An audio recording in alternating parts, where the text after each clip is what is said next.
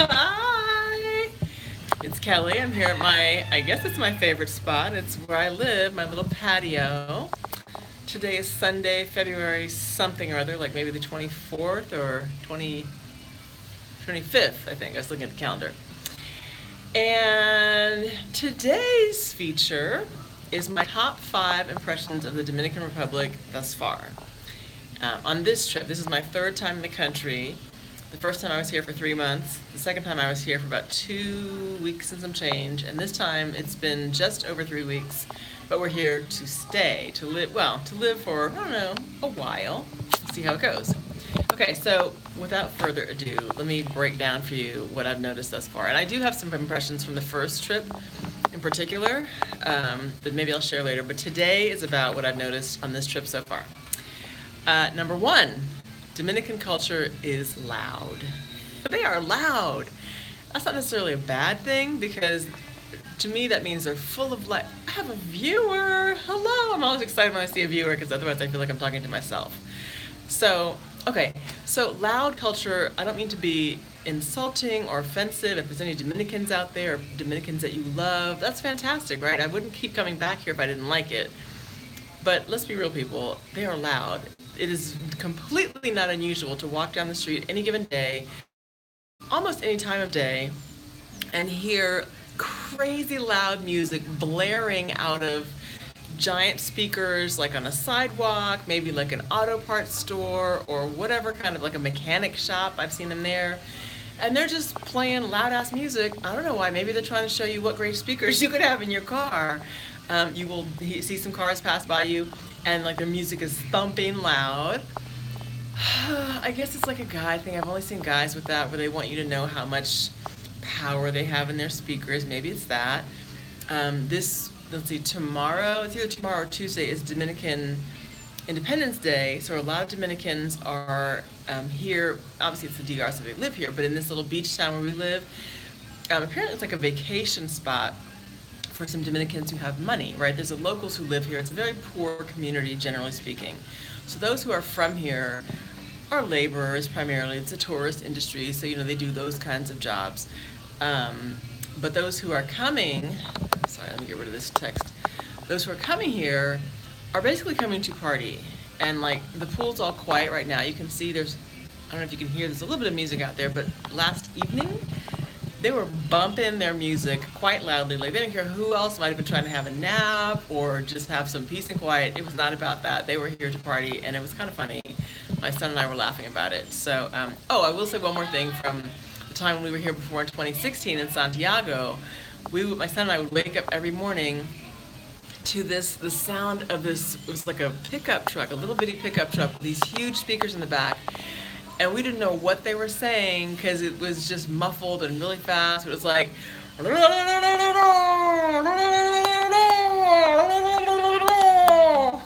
what it sounded like, so loud every morning, like 7 a.m. We were like, what is that? So I asked some people at the college where I was teaching, and they're like, oh, they're selling stuff. It's like advertisement for, a furniture store or whatever. So, number one, Dominican culture is loud, just so you know.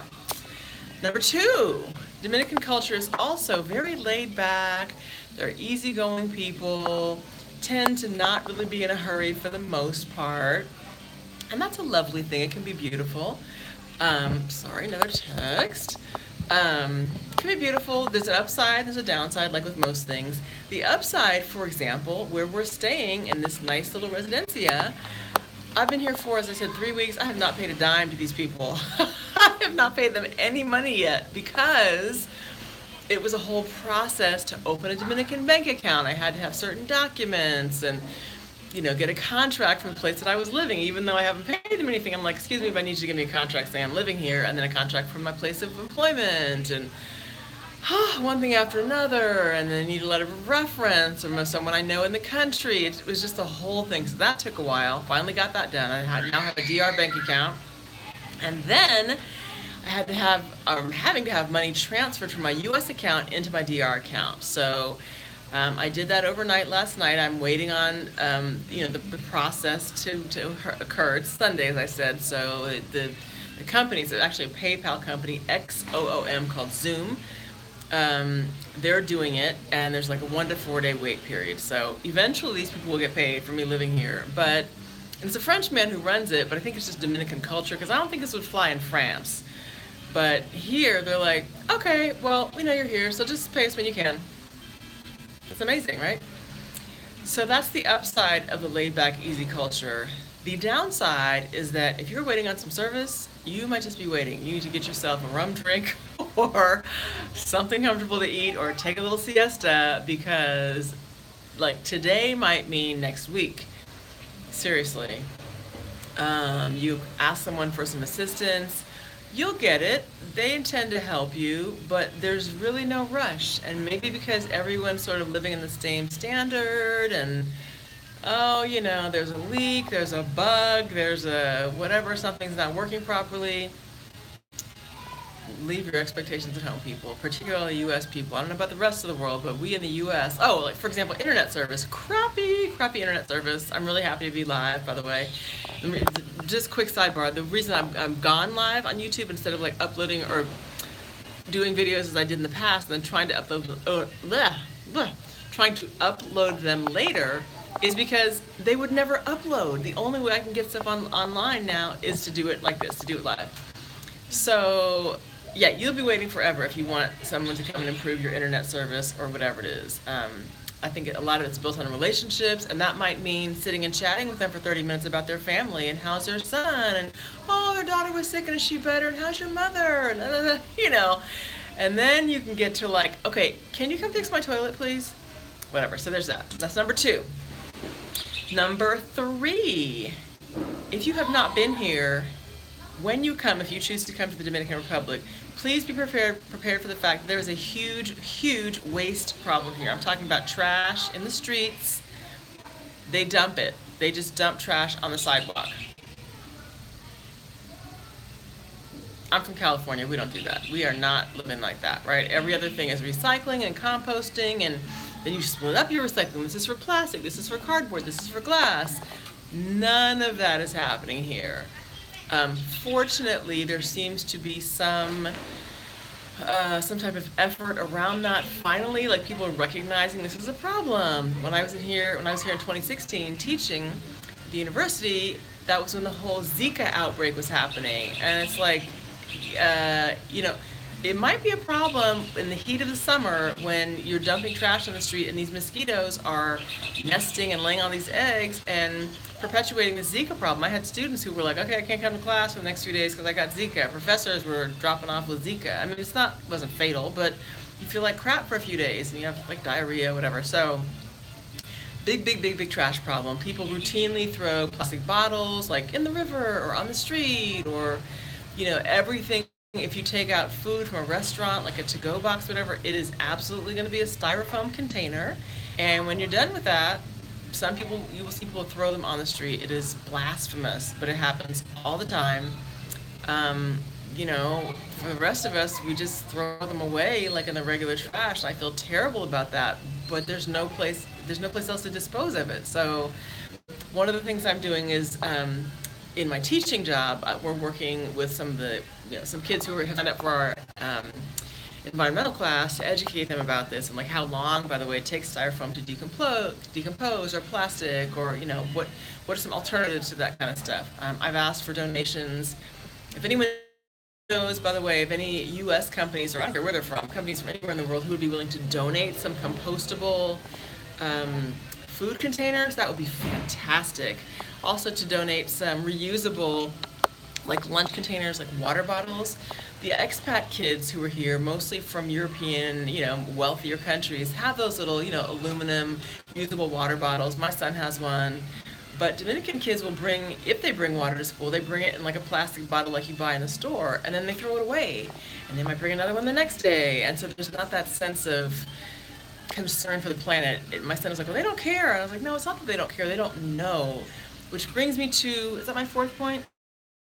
Point number 4. Number 3 is the terrible waste problem. Oh, which, by the way, I keep saying presents a huge opportunity for someone who'd be interested in starting some recycling program here. I mean, you'd make $1 trillion because no one's doing it. I don't know what the government's position is. They would have to want this to be initiated for the health and just the tourism will be affected because people don't want to see trash on the street or floating down the river into the sea, which you see. So there's that. So if you're interested in recycling and you have any thoughts around that, there's huge opportunity here. Okay, number 4. Dominicans are beautiful. They are beautiful. If you don't know, if you haven't been here, you just don't know, they are typically, there's all types, like in the US, like with black people, there's really fair-skinned black people. I'm black, I'm kind of middle. There's dark-skinned black people, there's all types of hair texture, all that same stuff is, the same here. But they're a particular mix of the native Taino Indians, of course the Africans who came here by various means, and different types of Europeans who've been here over the years, over the centuries really. And so you'll get all different kinds of Dominicans. Some of them look very Latino, some of them look very black, like very African black. Some of them look really European. But they are lovely, lovely people. I mean, they bring the bar of average way up high. They're just good looking. So that's kind of nice to be around on a daily basis, just saying. Every other woman is pregnant here. They get pregnant young. Part of that, I think, has to do with the church. Very religious. It's like the whole Catholic thing. If you're having sex, it is in order to procreate, and you should be married, and the only reason you're married is to have babies. This is for women. The role of women is still kind of subjugated here. So if you're married, you better be having babies like early 20s, easily. And so you see all these pretty, pretty girls with these belly bumps, and I'm just like, oh my gosh. And the downside of that is that they're very poor. A lot of these people, most of the population is just very poor with very little education. So it's kind of a pattern there, and I'd love to see some of these young women and young men, for sure, with some other opportunities, not just having babies and putting more kids in the street, basically, who are going to have a hard time changing their way of living. So beautiful people, for sure, but got some challenges around that as it relates to education and opportunity. And number five I'm reserving for what I call stupid shit, because it makes no sense, right? Here's an example. I've been to the grocery store here a few times recently, and both times during the day, right, like regular daytime hours, there's a guy with one of those big, it looks like almost one of the, remember in ice skating rinks when the guy would sit on that big machine and like roll around the ice skating rink and he's like smoothing out the ice? I don't know what you call that thing. Okay, so it's not that big because this is one that you push, but it's like a big gray machine with like buffers on the bottom, whatever. And they're cleaning the floors in the middle of the day when people are trying to shop. And these things are big and bulky and they get in the way and you're trying to push your little basket around. I had like a mini basket, not even the full-size basket. I'm like, why don't they have this guy do this after hours? It's just stupid. And the floor is kind of slippery and they're not doing slip and fall claims. Like, what the hell? So that's just stupid. Another thing is that some of the aisles, like the checkout aisles, aren't large enough for, if you do have a large basket, which I did one day, you cannot push your basket all the way through. They're too small, too narrow. Why? So then you have to unload your crap, leave your basket behind, but if you need your basket to get your bags to the car, for example, you have to get another basket on the other side? That's just stupid. One thing that annoys me is that evidently it's not common, it's not sort of whatever, the way things work here, to take your basket with you after you unload it in the checkout aisle. So like I'll take out my fruit and my bread and my whatever I'm buying that day and put it on the conveyor belt to be checked out to purchase it and leave my cart in the aisle behind me, like blocking the next person. What the hell? That's just stupid. A gentleman, well, I don't call him a gentleman because he did that and I thought it was rude. But anyway, an older man did that the other day and I was like, what a dick, right? That's pretty much my impression. And then I was like, well, Kelly, I think that's just how it is here. I don't think he was being rude. That's just what they do. But, I'm like, I can't really speak more on that one. I don't know why that is, but I found that annoying. The other thing is I found the Europeans are kind of rude here. And I don't know, some people may not be surprised to hear that. But so I was standing in the produce aisle And they have a refrigerated section in that aisle, and they had, like, some different herbs. Like, I bought a fresh thing of mint to make mint tea, and I was looking at whatever it was the other day, some kind of herbs or some. Oh, I think I was choosing lettuce. Right, they had some different lettuces I wanted, but they were like packaged.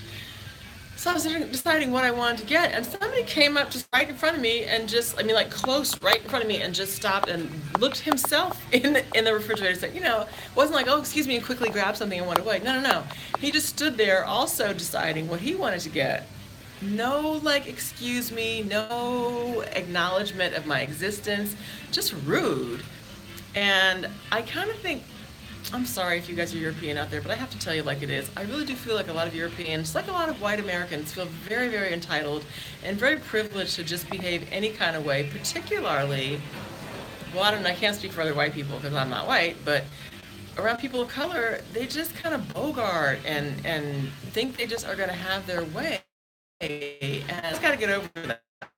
You have to recognize it, plan it, and have contributed greatly to your own well-being and survival. And you need to recognize folks and say thank you and say excuse me and say please and just be kind and courteous. So it's certainly not everyone. There are plenty of very fine, kind people here of every race and every hue and every nationality. I've met a bunch of them. We went the other night, my son and I, to a couple's home, an older couple from the United States. Beautiful home they built on the beach. Some Canadians, whatever. I was the only black person in the house, aside from my son.